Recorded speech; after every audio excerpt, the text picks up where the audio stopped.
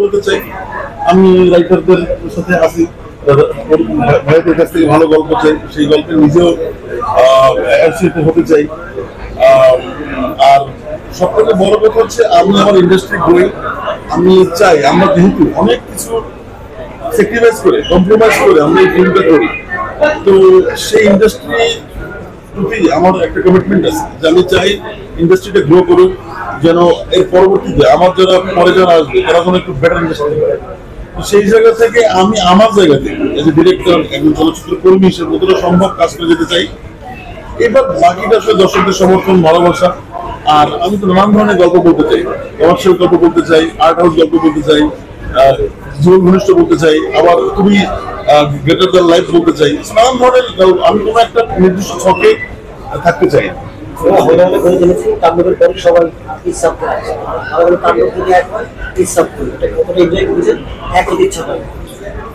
এখানে একদম গল্প না, তাণ্ডব আমাদের মেগাস্টারের সিনেমা, সেটা তো একটা উৎসব মুখর ব্যাপার থাকবেই।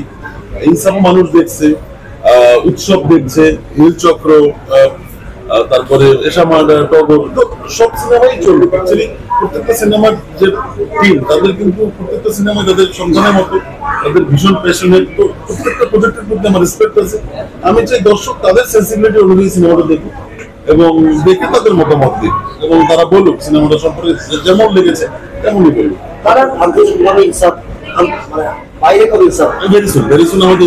দেশের বাইরে নেক্সট উইক সম্ভবত।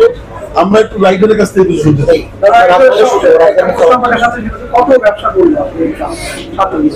এখন ওপেন দেখা যায় বোধ হয়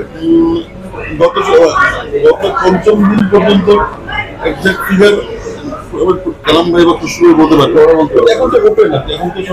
সমস্যা আসলে আমার মনে হয়, জানি না এটা ইচ্ছাকৃত নাকি এটা আসলে আসলে ভুলটা হয়ে যায় যে পোস্টারে রাইটারের নামটা থাকে না, তারপর যখন হচ্ছে সোশ্যাল মিডিয়ায় পোস্ট দেওয়া হয় তখন রাইটারের নামটা থাকে না। হ্যাঁ, অনেক সময় মেনশন করতে ভুলে যায়, পত্রপত্রিকা আসে না। তো আমি এখানে একটা ছোট একটা কথা বলি। আমার একজন পরিচিত বড় ভাই আছেন, উনিও চিত্রনাট্য লেখেন।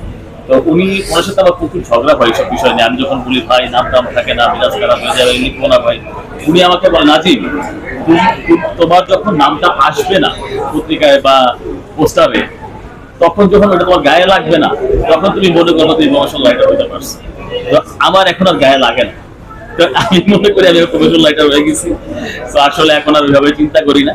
বাট যেটা হয়েছে যে আসলে বেশ কয়েকটা সিনেমা তো করলাম, দর্শকের অনেক ভালোবাসা পেয়েছি। দর্শক মোটামুটি আমার নামটা জানে তারা, এবং আমি রিয়েলাইজ করেছি যে আমার নাম শুনে অনেক দর্শক সিনেমা হলে দেখতে যায়। এটা আমার জন্য অনেক বড় একটা পাওয়া।